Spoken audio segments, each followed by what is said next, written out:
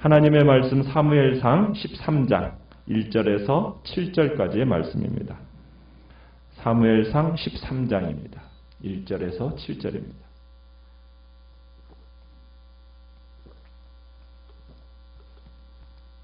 사무엘상 13장 1절에서 7절 말씀. 1절 제가 먼저 읽습니다.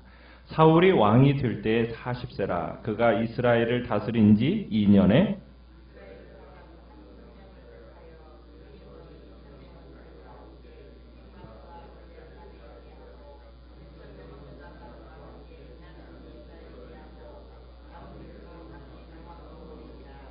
요나단이 게바에 있는 블레셋 사람의 수비대를 치매 블레셋 사람이 이를 들은지라. 사울이 온 땅에 나팔을 불어 이르되 히브리 사람들은 들으라 하니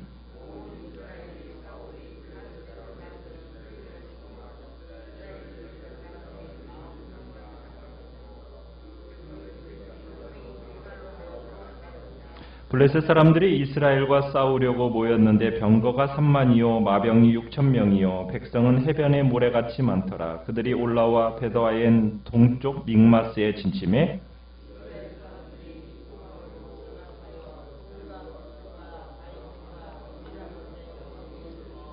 같이 읽습니다. 어떤 히브리 사람들은 요단을 건너 갓과 길르앗 땅으로 가되 사울은 아직 길갈에 있고 그를 따른 모든 백성은 떨더라.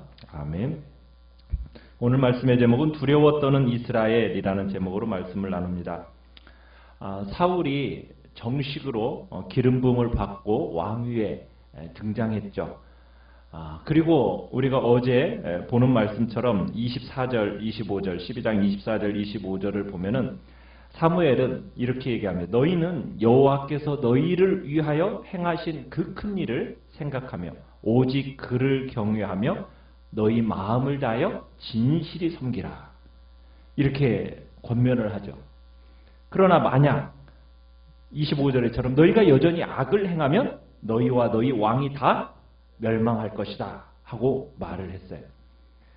왕과 이스라엘이 함께 지금 여호와의 명령에 순종해야 한다는 겁니다. 지금 그것을 확실하게 보여주고 있는 거예요. 왕이라고 해서 어떤 특별한 특권, 특별한 권리를 갖는 그런 존재가 아니라는 거죠. 다른 이스라엘 백성들과 똑같이 동일한 그 언약의 요구 아래 서 있다는 얘기입니다. 그래서 만약 왕으로서 순종하지 않는다면 그 백성과 왕이 다 어떻게 될 거다? 멸망하게 될 거라는 경고가 주어지고 있습니다. 그러니까 이스라엘의 어떻게 보면 삶의 모든 근본적인 문제는 지금 새로 태어난 어떤 왕정 제도에 의해서 해결될 성질의 것이 아니라는 거죠. 늘 그래왔듯이 지금 이스라엘이 이 새로 임명된 왕과 백성은 여전히 하나님을 어떻게 섬기느냐, 그것에 의해서 이스라엘의 미래의 운명이 결정된다는 거예요.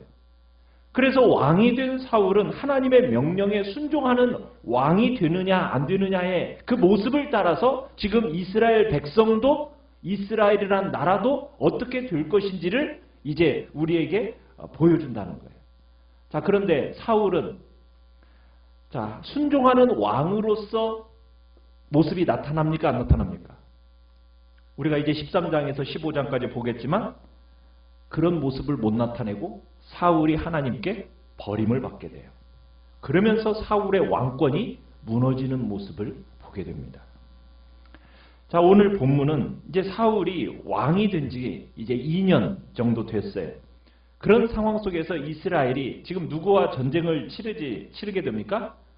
블레셋과 전쟁을 치르지 않을 수가 없었어요. 왜냐하면 이스라엘 백성들이 왕을 요구했던 이유가 뭡니까? 그 이방으로부터 다른 나라로부터의 위협을 대처하기 위해서, 특별히 이 당시에 블레셋이라는 나라로부터 굉장한 공격과 또 힘든 상태 가운데 있었기 때문에 이 블레셋으로부터 보호를 하기 위해서, 효과적으로 대처하기 위해서 세워진 게 지금 왕이란 말입니다. 그러면은 지금 사울에게 요구되어지는 것도 지금 그것이 요구되어지고 있다는 거예요. 그래서 지금 사울이 왕이 되자마자 지금 블레셋과 전쟁을 치르는 것은 어떻게 보면 당연한 것이라고 볼 수가 있어요. 자, 사울은 고향 마을인 기브아라는 곳에 수도를 정합니다. 그리고는 3,000명을 택해가지고 작은 크기의 어떤 상비군을 이제 조직을 했어요. 그리고서는 블레셋 주둔군을 어떤 식으로 공격을 하냐면 게릴라 작전을 통해서, 기습 작전을 통해서 이제 이스라엘 영토에서 블레셋군을 몰아내려는 그런 작전을 펴게 돼요. 자, 그래서 2절에 가보시면은 지금 고향 기브아에 요나단과 함께 베냐민 기브아에 함께 있는 백성이 몇 명이 함께 있었습니까? 1,000명이 함께 수비대를 두었고요. 그 다음에 2,000명은 사울이 기브아로부터 1시간 반 거리에 떨어져 있는 믹마스라는 곳에 있었어요. 자, 그런데 3절에 가보시면은 이 요나단이 이 1,000명의 군인을 동원해가지고 게바에 있는 블레셋 사람의 수비대를 선제 공격하게 됩니다. 그러면서 이제 블레셋과의 싸움이 시작이 된 거예요. 블레셋이 전쟁을 선언하는 거죠. 왜? 블레셋 수비대가 공격을 당했다는 이야기를 듣고 나니까 블레셋 사람들이 가만히 있을 수가 없었던 겁니다. 그래서 이제 전쟁을 블레셋 사람들이 선언하니까 이제 사울도 나름대로 전면전을 펼칠 필요가 있으니까 이 3,000명의 이 상비군을 가지고는 지금 이 블레셋과 전쟁을 치를 수 없는 거예요. 그래서 사울이 블레셋과의 전쟁을 위해서 거룩한 전쟁을 선포를 하고 군사를 모읍니다. 그래서 이제 4절에 가보시면 이스라엘이 길갈로 모여서 사울을 쫓았다. 지금 이제 이야기를 하고 있어요. 자, 이스라엘 백성들이 모이고 있는 동안에 블레셋 사람들도 이제 진을 치는데 이제 5절에 가보시면은 베다엔 동편 믹마스라는 곳에 진을 치는데 몇 명이 지금 모이고 있습니까? 병거가 3만, 마병이 6,000명. 그리고 지금 싸우려고 모인 블레셋 사람들은 뭐와 같다? 해변의 모래와 같다. 정말 셀 수 없이 많았다라고 지금 얘기하고 있는 거예요. 자, 이런 상황 속에서 이스라엘 백성들의 진영의 모습은 어떻습니까? 지금 수적으로 블레셋이 너무 우세한 거예요. 그러니까 그런데다가 사울 왕국 깊숙한 곳, 지금 베다엔 동편 믹마스까지 대군을 거느리고 블레셋 사람들이 들어온 겁니다. 그러니 이스라엘 사람들은 지금 어떤 상황에 두려워 떨고 있어요. 적군의 숫자가 막 드러나면서 백성들의 태도가 어떻게 됐느냐? 6절에서 7절을 보시면은 세 단어를 한번 우리가 보게 되는데 그 위급함을 보고서는 6절에 보면 절박하니까 어떻게 했다고 얘기합니까? 6절 끝에 보니까 숨었다고 얘기하고요. 그 다음에 7절 끝에 가보니까 뭐라고 얘기했어요? 떨더라. 이렇게 이야기하고 있어요. 그러니까 이스라엘 사람들이 지금 위급함을 느끼니까 숨을 수 있는 모든 곳을 찾아서 지금 몸을 숨기기에 바쁜 겁니다. 싸울 생각은 없어요. 굴이든 수풀이든 은밀한 곳이든 웅덩이든 피신하느라고 정신이 없습니다. 그런데다가 상당수는 7절에 보니까 어떻게까지 됐어요? 요단강을 건너가지고 갓과 길라 땅이라는 곳까지 도망쳐버렸습니다.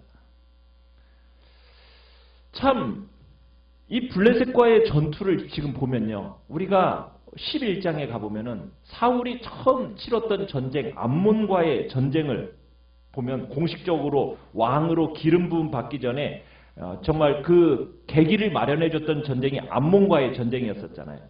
그 암몬과 싸울 때 지금 모습과는 너무 대조적인 모습이에요. 여러분, 사람이 달라졌나요? 그때 사울이나 지금 사울이나 똑같잖아요. 백성이 달라졌나요? 아니에요. 그때의 백성이나 이스라엘 백성이 지금 동일한 모습이에요.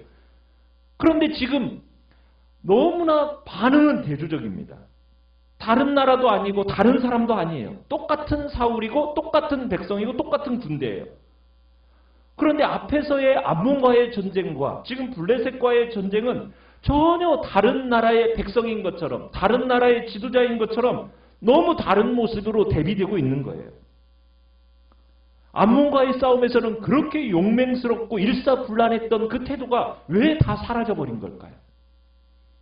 똑같은 지도자고 똑같은 백성인데. 왜 13장에서는 절박해서 숨고 떨면서 왜 이렇게 된 걸까요? 지도자인 사울도 지금 어찌할 바를 지금 모르고 있어요. 여러분, 두 싸움에서의 차이가 뭐겠습니까? 왜 이렇게 전혀 다른 모습으로 묘사가 되고 있습니까? 이유는 하나입니다. 11장 6절로 한번 가보십시오. 11장 6절에 가보시면 11장 6절에 보면은 사울이 이 말을 들을 때에 뭐에 감동이 되었더라? 그렇죠. 하나님의 영에게 크게 감동이 되었더라. 자, 그런데 오늘 블레셋과의 싸움에서는 이런 장면이 있어요, 없어요?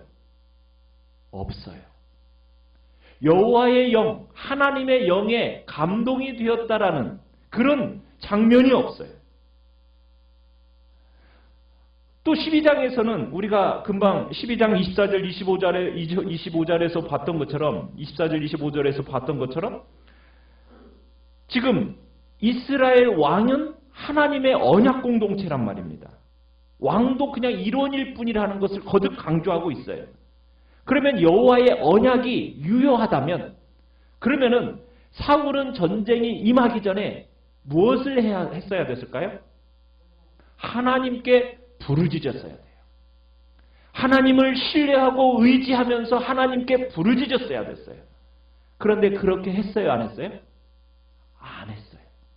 자, 오늘 13장 12절에 가보시면은 13장 12절에 가보면 이제 사무엘이 돌아오면서 그런 얘기를 하고 있어요. 뭐라고 얘기하고 있느냐면 이에 내가 이르기를 블레셋 사람들이 나를 치러 길갈로 내려오겠거늘 내가 여호와께 뭐하지 못했다? 은혜를 간구하지 못하였다. 그러니까 하나님 앞에 뭐하지 못했다라는 거예요. 부르짖지를 않았다는 거예요. 이 사울의 발언 속에서는 공동체의 구성원으로서 하나님 앞에 신실하지 못했다라는 것을 입증하고 있는 거예요. 하나님께 은혜를 간구하지 않았다는 거예요. 언약 공동체의 우두머리라면 전쟁에 임하는 사울이 하나님께 부르짖음으로 말미암아 하나님의 영의 감동을 입었어야 되는데 하나님의 영의 감동이 없이 지금 전쟁을 치르다 보니까 상황이 이토록 불리하게 급변하게 되었던 거예요. 여러분, 결국 이스라엘의 전쟁이라는 것은 군사의 수의 문제가 아니라는 거예요. 작전의 유무가 아니라는 거예요. 백성들의 사기의 문제가 있는 게 아니라는 거예요. 결국 문제는 뭐예요? 신앙의 문제, 신앙의 문제. 오늘날 우리의 삶에서도 마찬가지입니다. 그리스도인들의 싸움도 똑같아요. 세상 속에서 분투하는 삶을 살아가는 우리들의 삶도 동일합니다. 이건 굉장히 중요한 원리로서 자리 잡아야 되는 내용이에요. 우리가 살아가면서 수없는 어려움과 고난과 환난을 당하게 될 겁니다. 이런 일 저런 일 하다가 엎어지기도 하고 뒤집어지기도 하겠죠. 자, 그럴 때 우리가 무엇에 마음을 두어야 되느냐는 거예요. 내가 돈이 조금만 있었어도 그러지 않았을 텐데. 내가 조금만 더 부지런했더라면 그러지 않았을 텐데. 우리는 자꾸 인간적인 생각으로 자꾸 삶의 문제를 해석하는 습관이 있어요. 눈에 보이는 수치, 눈에 보이는 자본, 눈에 보이는 크기, 눈에 보이는 어떤 속도의 싸움, 우리는 그런 걸로 이해하려고 그래요. 그러나 그게 아니라는 거예요. 성경에서 이 두 전쟁을 딱 비교하면서 이건 하나님의 전쟁이라는 거죠. 그래서 항상 우리는 신앙의 문제로 접근해야 된다는 거예요. 두 전쟁에는 차이가 뭐예요? 딱 하나밖에 없습니다.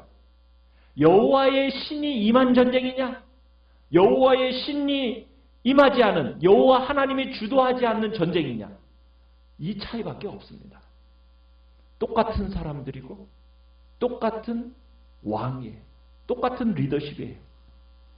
왜 이렇게 그런데 극명한 차이를 보이느냐고요? 전쟁을 비교해서 우리가 볼 때 병력의 문제도 아니고 작전의 탁월함의 문제도 아니었어요. 결국 하나님이 임재하는 싸움이냐 아니냐, 여기에 문제가 있었던 겁니다. 우리의 삶의 모든 문제도 마찬가지입니다. 항상 이 원리로 풀어내야 돼요. 인생살이는 크기의 싸움의 문제가 아닙니다. 속도의 싸움도 아니에요. 누가 든든한 자본을 가지고 있느냐 이 싸움도 아닙니다. 항상 신앙의 문제고 하나님의 임재의 문제라는 것을 우리가 기억하면서 우리가 어떤 상황, 아무리 어려운 상황에 처한다 할지라도 우리는 여호와 하나님 그 한 분만을 신뢰하면서 그분께 부르짖으며 나아가 살아계신 하나님의 임재 가운데 하나님의 영이 내 속에서 역사하고 내 삶에 역사하시도록 우리가 그 부르짖음의 자리에 나아가는 것이 하나님을 온전히 신뢰하는 자리, 의뢰하는 자리에 나아가는 것이 그게 바로 승리의 비결임을 오늘 우리에게 가르쳐주고 계시는 것입니다. 어떤 상황 속에서도 두려워하지 마시고 떨지 마시고 정말 내가 주의 사랑 안에 있고 하나님이 나의 왕이 되시고 그분이 나를 다스리시고 통치하시는 분임을 인정하면서 그분을 신뢰하고 의지하며 그분께 부르짖는 복된 자리에 나아가 하나님의 놀라운 은총을 경험하는 놀라운 은혜가 있기를 간절히 바랍니다. 오늘 말씀을 생각하면서 기도하시고요.